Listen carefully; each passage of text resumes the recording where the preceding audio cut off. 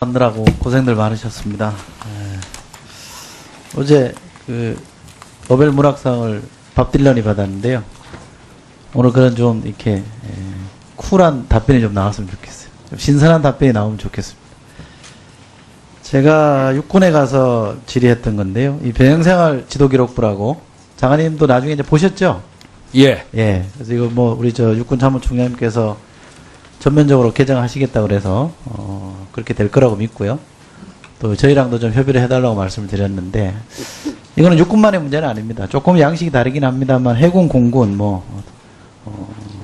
특전사까지 다 있더라고요. 그러니까 이거는 좀 국방부 차원에서 좀 지도 감독을 해야 될 사안인 것 같습니다. 예, 그렇게 하겠습니다. 예, 내용은 뭐 지난번에 말씀드렸는데 이게 관리 규정을 보니까요. 육군은 이 자료를 그러니까 병사 전역 후에 5년 보관하게 돼 있고요. 공군은 3년. 해군은 아예 뭐 폐기 규정이 없습니다. 무한정 갖고 있어도 되는 거죠. 이렇게 각 군마다 들쭉날쭉할 수 있는 규정은 들쭉날쭉하는 규정은 잘못된 거니까 이것도 좀 국방부가 좀 지침을 만들었으면 좋겠고요. 그럴 필요 있겠죠. 예, 그렇게 하겠습니다. 그 다음에 이걸 왜 5년, 3년 보관하느냐 이렇게 보니까 민원이 있을 시에 대응용으로 활용하겠다라는 취지예요. 그래서 뭐 5년, 3년 두겠다는 거예요. 이거 딱 잘라 말하면 개인정보보호법 위반입니다.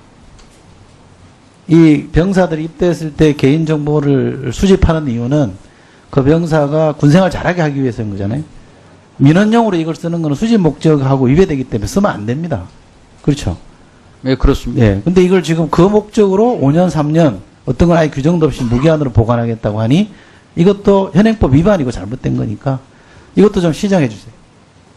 예, 그래서 그 보관 기간도 네. 이제 각 군의 입장은 좀 상의하고 의원님께 보고 드린 것처럼 뭐 또 추가적인 나중에 전역 후에 요구가 있어서 보관한다 하는데 그건 다 합리적으로 조정하도록 그렇게 그러니까 하겠습니다. 개인정보보호법에 위반되지 않게 하려면 전역과 동시에 폐기하는 게 맞습니다. 왜냐하면 이게 처음에 정보를 수집할 때 목적이 있고 그걸 위배하면 안 된다라는 게 개인정보보호법에 명시되어 있기 때문에 예. 법을 참조하셔서 거기에 맞게끔 좀 고쳐주시면 좋겠고요. 예, 관련 법규에 충실하도록 그렇게 하겠습니다. 그래서 제가 이런 지도기록부를 쓰는 이유는 제가 사실은 공감합니다. 병사들 관리 때문에 그럴 수 있는 거니까요. 그래서 제가 대안으로 제시했던 게 병무청에서 만드는 병적기록표라는 게 있습니다. 그래서 병무청에서 자료를 제가 받아봤는데 지금 3개가 큰 조사를 해요. 인지능력 검사 이거는 뭐 지능이나 이런 걸 하는 겁니다. 58개 문항이고요. 또 하나는 질병상태 문진표라고 해서 다 상세히 다 되어 있습니다.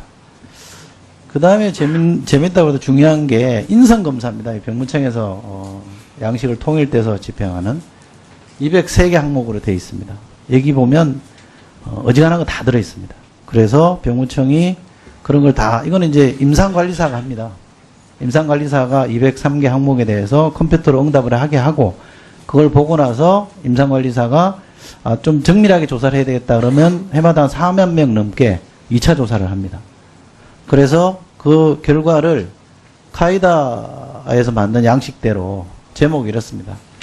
병무청 복무적합도 검사라는 양식으로 해서 전산 처리해서 이게 군에 제공이 됩니다. 이게 처음 앞에 거고요. 뒤에는 2차 정밀 조사한 것에 대한 내용을 적실해서 이것도 보내줍니다. 그리고 실제로 이 국방 인사정보 체계를 통해서 보면 이렇게 열어볼 수 있습니다. 이렇게. 근데 이런 자료가 이미 다 확보되어 있어요. 병무청에서. 그런데 이런 자료를 활용하지 않고 더 전문가가 세밀하게 조사한 항목이 있음에도 불구하고 조사하지 않고 개인 인권이나 사생활을 침해할 수 있는 내용을 새로 군에 가서 받는다는 거는 행정 낭비이기도 하고 사생활 침해거든요. 그러니까 좀 근본적인 TF를 만드시든지 해서 근본적인 대책을 좀 세워주실 것을 제가 꼭 좀 당부드리고요. 그렇게 해주시기 바랍니다. 예, 그렇게 하겠습니다. 네.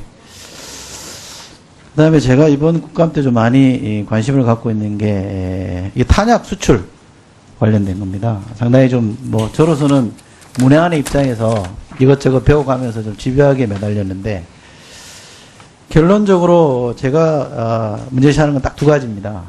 이게 이제 비축일이 있잖아요. 정해져 있잖아요. 그죠? 대개 이제 60일 정도로 탄약의 경우는 정해져 있는데 60일에 미달할 경우에는 국방부 차관이 주재하는 정책회의에서 결론을 내고 장관님 사인을 받게 돼 있고요. 결재를 받게 돼 있고 초과하는 것들에 대해서는 뭐 각군이 알아서 하게 돼 있습니다. 그래서 2015년에 2종인가요? 2015년 2종. 인가요? 2016년 4종 그렇습니다. 15년 2종, 16년 7종 이제 대여하기로 승인이 났는데 올라가는 족족 정책회에서 다 승인이 났어요. 거의 100%입니다. 그거 알고 계세요? 예, 알고 있습니다. 예, 100% 뭐 제가 문건을 보니까 장관님 사인이 다 돼 있더라고요. 그런데 이거 이제 대여 신청이 들어오면 국방부는 합참이나 각 군별로 의견을 내라고 요청을 합니다. 그러면 합참의 경우에는 7개 항목 이른바 작전성 검토를 해서 이건 뭐 된다 안 된다 안 했으면 좋겠다. 뭐 가능 제한 불가 이렇게 의견을 내는 걸로 되어 있습니다. 근데 제가 받은 자료에 의하면 2015년 5월, 6월, 2016년 5월 대여해 주는 게 안 된다 또는 안 했으면 좋겠다는 의견을 냈음에도 불구하고 대여 승인이 났습니다. 왜 이렇습니까? 이 탄약 대여는 이 보유 수준, 또 작전 수행에 미치는 영향, 또 우리가 탄약을 장기 보관하면서 또 신탄약으로 치환할 필요성, 또 수출, 방산 수출에 대한 기업, 뭐 여러 가지를 종합해서 결정을 하고 있습니다. 결정할 때 기준이 4개입니다. 탄약 운영 측면, 임무 수행 측면, 국가 관계 측면, 방산 수출 측면 이렇게 4가지를 보고 정책에서 결정하는데 제가 이 말씀은 장관님한테 꼭 드리고 싶은데 사드 배치 결정했을 때 군은 오로지 안보적 측면만 본다. 군사적 측면만 본다 그랬습니다.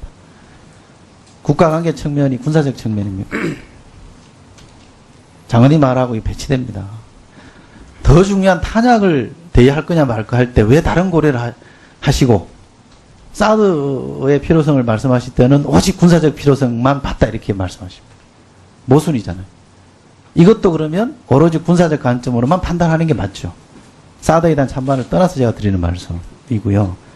심지어 2015년 5월에는 제가 무기 탄약의 종류나 뭐 작전 일수 이런 거 말씀 안 드리겠습니다. 이 감사원 감사도 받았던 사안이 그죠? 2014년 감사원 감사 받았어요. 감사원 감사에 보면 이런 내용도 있습니다. 어떤 거는 어떤 탄약은 작전 지속 일수가 9일인데도 불구하고 된다고 오케이 했고 어떤 거는 20일인데도 안 된다고 그랬고 육군에게 문의했을 때입니다. 어떤 때는 문서로는 육군이 안 된다고 하니 전화로 물어보니까 육군이 다시 된다고 오케이 하고 이게 감사원 지적사항으로 다 나와 있습니다. 그래서 조치하라고 이제 내려와 있는 건데 2015년 5월에 전형 불가라는 의견을 합참이 냈어요.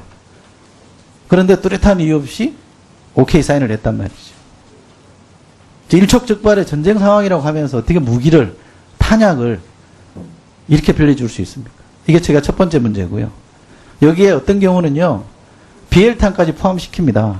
개인 생존에 위협이 되는 무기 15종은 이게 작전일수 계산할 때 빼놓고 하잖아요. 그죠? 비엘탄이라고 해서 빼놓고 하잖아요. 근데 이거는 그것까지 합산시켜가지고 무리하게 승인을 해줬어요. 어떤 거는 또 프리에이터를 수정해서도 수정하는 걸 조건으로 빌려주는 것까지 있어요. 그 문서에 다 적시되어 있습니다. 어떻게 이렇게 합니까? 정책회의라는 것에 올라오면 각군이 상의해서 이런 점도 있고 저런 점도 있는데 종합적으로 이건 되고 이건 안 되고 이렇게 해야 이게 정책회의가 제대로 굴러가는구나. 장관님이 이걸 통제하는구나라고 알 수 있는데 오는 족족 다 되면 이거는 뭐 그냥 고무도장 찍는 거지. 그래서 이 문제는 근본적으로 좀 저는 재검토해야 된다고 생각하고요. 제 주문은 이겁니다. 이런 문제일수록 오로지 군사적 관점만 가지고 가는 게 맞다. 그 다음에 두 번째요.